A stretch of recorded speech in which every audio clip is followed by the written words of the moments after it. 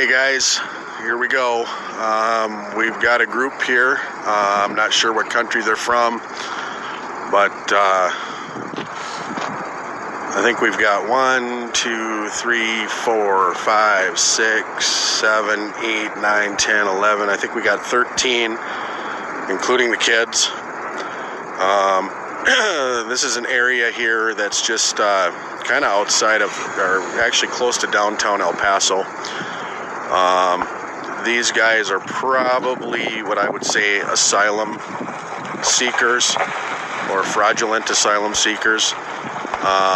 They're not runners, obviously.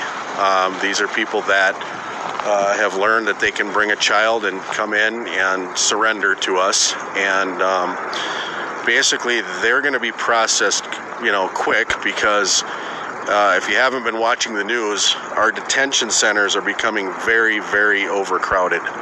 And at the rate that these people are coming in, it's just overwhelming the system. And so what's going to happen is what we usually do here is we'll get these people processed, criminal background checks, checked for terrorism. Obviously, all the luggage will be checked out for any narcotics or anything like that. But this is typically, I'm guessing, a pretty peaceful group. They know that, when they come in here and they get released, they're going to end up with some pocket change. They're probably going to get a bus ticket to wherever it is that they want to go. Exactly, Mark Strife. They are very well dressed. Again, these are people that are taking advantage of our system. They're cut in line in front of other people that have came here legally or have had to wait their chance, to come into the country. And 13 is what I thought. Thanks, bud. Do we know what they are yet?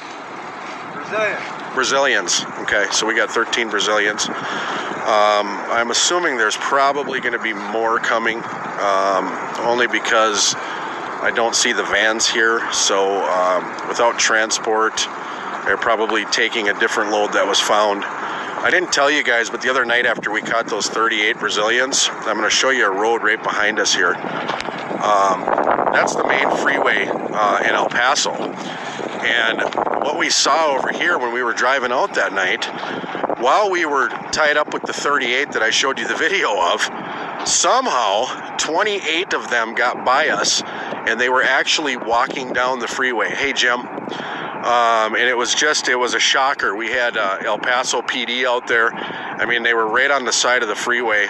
And, again, what I've been trying to show you guys is that while some of these people come in well-dressed, taking advantage of the loopholes in our legal system, we always are watching the mountains behind us. We're always, after I do this little video, we're going to go on the perimeter, because this is the type of distraction that the cartel uses to tie up the Border Patrol agents to commit other crimes, to get people through that are criminals, to get people through that might have links to terrorism. These are people that won't be included in any statistical numbers that you hear from Department of Homeland Security or Border Patrol, because unless they're documented and processed, they don't get counted. So keep in mind, guys, this is a cat and mouse game. It's a game where, oh, look at these peaceful people coming in. I look at Brazil and I say there's no economic crisis. There's no reason that you have a credible fear factor to be coming here for asylum. But, at the same time, our system and our liberal government says, we need to feed these people. I kid you guys not when I tell you there is people in this city that are selling candy bars to raise money for these people. There's organizations and charities that have actually come against what we're doing. One of the things I showed you guys earlier was a little clip. I was in the ABC studio down here, KVIO, their ABC affiliate, and I was invited in for a half-hour debate, and they didn't tell me who I was debating. I went into the studio, and we ended up having one of the guys that's the illegal immigrant right activist, and so they're very active down here. They were talking they might protest our presence here, etc., whatever. But if you live in the area, It will be, I think it's going to be aired Sunday at 10:30 in the morning. If not, I'll post it. It'll be online. But it just goes to show you how they really believe that we would just be better off without borders, that you could literally rip down the wall and just let everybody in. And that Beto, it's unbelievable. The guy's he's not even a Latino. And he's down here standing next to the wall in front of Border Patrol as they're doing their job, mocking the wall and mocking our process of immigration, mocking our borders. And, you know, people say there's nothing to see here, that this is just a made-up, manufactured crisis.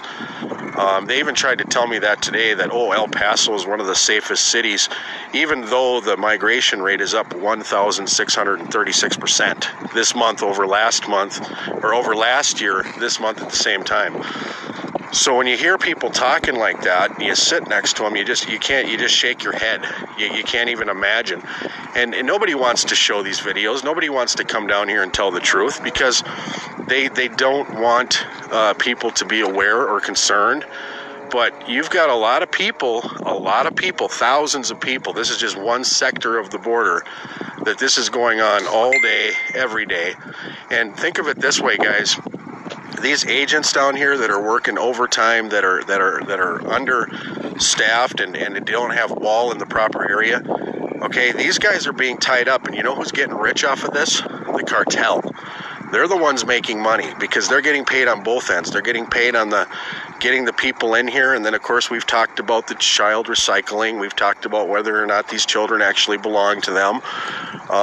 You know, and so you see this, and you should be upset. You should be very upset, because this is an invasion.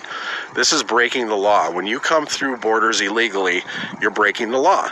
Now, if I was to walk into Mexico, so I've been told, the first time they might boot me out. But if I tried it again the second time, I'd probably end up in a Mexican prison for 10 years.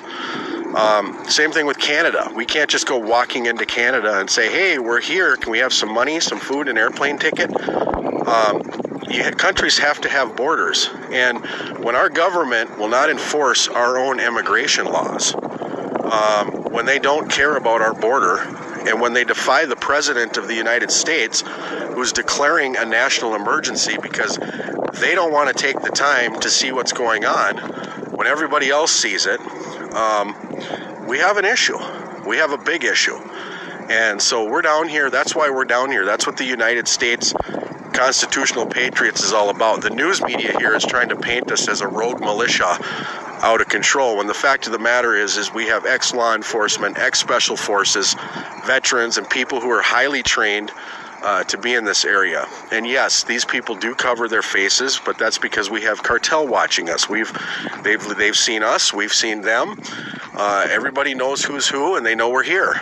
But at the same time, we have to get the message out. So some of us are taking more risks than others as far as putting ourselves out there, even putting these videos out and showing what's going on here. Because this is a major money business. You can bet that each head that you see here probably paid somewhere in the neighborhood of $1,700 to $3,200 to a coyote, who all they had to do was bust them. They didn't even have to get them into the United States. They just drop them now at the border, give them instructions, and tell them, you find these people, and if you get caught, you just claim asylum, and you tell them you're scared for your life. And some of these people, they will get a court date. I've been told, I used to think it was just 2 years, but some of the cases, it's 5 to 7 years. Now, something else you need to be aware of, if in that time the woman has a baby, or if they come, there's a term that I learned today that I wasn't familiar with. It's called domicile, and that means that you've set up a homestead and more or less became domesticated because you've been here for 4 years or whatever. Now you have an argument and a defense to coming here legally. So you know, that is the basically the key. We're getting ready to. I just wanted to show you guys this. You guys know the deal. The get over there and set up there. Let these guys through, and then the other ones are going to come in over here. Okay. So we're going to go ahead and park so you can keep doing the video. Okay, cool. All right, sounds good. So I'll elaborate a little more, guys. So we're expecting more to come in. This particular guy is tied up for right now, and as you can see, these people are waiting because they know what's going to happen from here. They're not afraid of the process. You know, again, a lot of their crimes will not show up on our background checks. That's an important thing to understand. And, you know, some of these people, they're not fleeing economic hardship. Some of them are reuniting with family members who came here legally. Some of them may stay here for a couple of years just to find out if they can get a job. But they do bury down our healthcare system. They do get benefits eventually. Because their argument, the left makes an argument and says, well, we can't just leave them broke, so we got to give them money, otherwise they're going to turn into criminals. Well, the fact of the matter is we got criminals coming across the border. It's usually just not in these groups. So those criminals, yeah, they ruin it for the people that are supposed to be peaceful. But even if you're supposed to be peaceful, why don't we have a law that says if you want to file asylum, go to the next safest country? I thought that was the law. Mexico offers asylum, okay, or they can file it from the country they live in and wait there. Trump is at this time is trying to, you know, make a deal where if you're going to come in here and claim asylum, then you're going to stay on the Mexican side of the border. Well, of course, Mexico is raising heck because they don't want these people either. And a lot of the narrative you hear from the left is that it's the Mexicans coming across the border. It's not the Mexicans. It's Hondurans. It's people from I can't even think. I'm tongue-tied right now. Brazil, you know, Cuba. You guys have seen some of the people that we found here. And so, you know, it's just ridiculous. But what you guys saw is that we're in the process right now of setting up a perimeter. The rest of the guys went so I could finish talking to you guys and show you this video. We're expecting more activity, but obviously, you know, we want to set up so that if there's any other activity going on, such as drugs or some type of illegal activity that they're using this as a diversion for, then that's exactly what we're going to work on getting. So with that, I'm going to join the boys. I'm going to let these guys get processed. Like I said, this is a pretty peaceful group. They know the program, but this should tick people off. This is part of the crisis. And keep in mind, guys, these kids are being used, and that's the part of the process also that they don't want to talk about, the left. You know, you ask them, you say, well, what about the kids? They don't want to talk about the kids because that hits the heart of America. Even though the kids don't belong to our country, we still are not a country that tolerates child abuse or kidnapping. You know, why don't we get the kidnapping reports from these South American countries and find out, you know, how many kids went missing in the last 2 months, and find out that now they just disappeared into a city near you, or they were sold into sex trafficking for pedophiles because they weren't needed. They were the golden ticket. These laws, they've monetized children is what they've done. So again, I'll be up with you guys. I'm sure we're gonna have more activity tonight. And thanks for watching. Share these videos, guys. This is how the truth gets out. I'm gonna keep posting, and we're gonna keep doing this until we get people's attention. If anybody watching this is a veteran or retired law enforcement, or even if you're a bounty hunter, or if you think you can contribute something and live down here in the conditions we're living in on the border, it's the United Constitutional Patriots Facebook page, New Mexico Border Ops. We are looking for as many people as we can get down here. We are military structured, but that's because we put safety first. We don't want anybody getting hurt or killed out here, and so we want to make sure we have experience teamed up with the teams that we're using. We also have other areas of the border besides this that are very exposed, where the Border Patrol is needing assistance. So if you can come down in teams or individually or whatever, check out our Facebook page, United Constitutional Patriots, New Mexico Border Ops, and contact us, message us through there. Yeah, I am at the 5,000 friend list. What I recommend, if anybody wants to follow me, send me a message into my message box. And what I'll do is when I get a chance, I will ditch somebody and add you as a friend. Otherwise, if you want, you can go over to that page. We also have a radio program that's on 3 times a night.